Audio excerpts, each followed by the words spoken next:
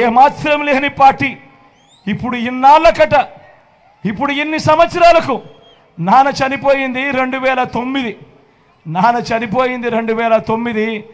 ఆ తర్వాత ఆ కుటుంబాన్ని వాళ్ళు ఏ రకంగా ఇబ్బందులు పెట్టారు అని మీ అందరికీ కూడా తెలుసు. ఈరోజు ఇన్ని సంవత్సరాల తర్వాత ఈరోజు ఇప్పుడు నాన్న సమాధి దగ్గరికి వస్తారంట, ఏడుపుల పాయకు వస్తారంట, నాన్న సమాధి దగ్గరికి వస్తారట, చూడడానికి వస్తారట, ఢిల్లీ నుంచి వస్తారట. ఇన్ని సంవత్సరాల తర్వాత వస్తారట, ఎన్నికల వేళ వస్తారట, ఎన్నికల కోసం వస్తారట. ఆలోచన చేయమని అడుగుతా ఉన్నా. ఆ పార్టీకి ఆంధ్రప్రదేశ్ ప్రజలు, వైఎస్ఆర్ గారి అభిమానులు ఏనాడో సమాధి కట్టారు ఆ పార్టీకి. ఆలోచన చేయమని అడుగుతా ఉన్నా. కాంగ్రెస్కు ఓటు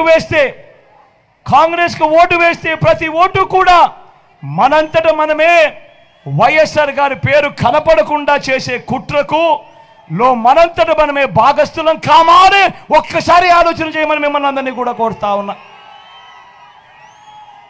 కాంగ్రెస్ పార్టీకి ఓటు వేస్తే మన కళ్ళను మనమే పొడుచుకున్నట్టు కాదా అని అడుగుతా ఉన్నా. కాంగ్రెస్ పార్టీకి ఓటు వేస్తే ఆ ఓటు నేరుగా మన ఓట్లను చీల్చి టీడీపీని గెలిపించడం కాదా, ఎన్డీఏను గెలిపించడం కాదా అని అడుగుతా ఉన్నాడు మీ బిడ్డ. ఈరోజు ఆలోచన చేయమని అడుగుతా ఉన్నా. ప్రతి విషయంలోనూ కూడా ఈరోజు ఎందుకు వీళ్ళు మన రాష్ట్రానికి వచ్చారు, ఎందుకు ఎన్నికల వేళ వీళ్ళు మన రాష్ట్రానికి వచ్చారు అని ప్రతి ఒక్కరూ ఆలోచన చేయమని అడుగుతా ఉన్నా. చంద్రబాబును గెలిపించడం కోసం ఏ రకంగా కుట్రలు జరుగుతూ ఉన్నాయి అన్నది ప్రతి ఒక్కరూ కూడా ఆలోచన చేయమని అడుగుతా ఉన్నా.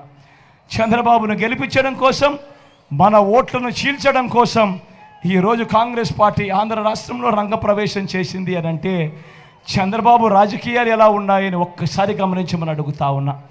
ఇదే చంద్రబాబు మనిషి రేవంత్ రెడ్డి, ఇదే రేవంత్ రెడ్డి కాంగ్రెస్ పార్టీకి సంబంధించిన ముఖ్యమంత్రి తెలంగాణ. ఒకవైపున పట్టపగలు బీజేపీతో కాపురం చేస్తాడు, రాత్రిపూట కాంగ్రెస్తో కాపురం చేస్తాడు ఈ పెద్ద మనిషి చంద్రబాబు. ఆలోచన చేయమని అడుగుతా ఉన్నా. ఈరోజు రాజకీయాలు ఎంతగా దిగజారిపోయాయి అని చెప్పి నాన్నగారు బ్రతికున్నప్పుడు నాన్నగారు ఎవరితో అయితే విభేదించాడో, నాన్నగారు ఎవరితో అయితే యుద్ధం చేశాడో, నాన్నగారే కాదు నాన్నను అభిమానించే ప్రతి గ్రామంలో ఉన్న కార్యకర్త ఎవరితో అయితే యుద్ధం చేశాడో, ఎవరితో అయితే యుద్ధం చేశారో ఇవాళ వైఎస్ఆర్ వారసులను చెప్పుకుంటున్న వాళ్ళు ఇవాళ అదే ఈనాడుతోనూ, అదే ఆంధ్రజ్యోతి రాధాకృష్ణతోనూ, అదే చంద్రబాబుతోనూ ఈరోజు చెత్తా పట్టాలు వేసుకొని ఈరోజు వాళ్ళను గెలిపించడం కోసం మన ఓట్లను విడగొట్టాలని చెప్పి ప్రయత్నం చేస్తూ ఉన్నారంటే ఇంతకన్నా హేయమైన రాజకీయాలు రాష్ట్ర చరిత్రలో ఎప్పుడైనా ఉంటాయా అన్నది ఆలోచన చేయమని అడుగుతా ఉన్నా. అదేవిధంగా ఇంకొక విషయం కూడా చెప్తా ఉన్నా.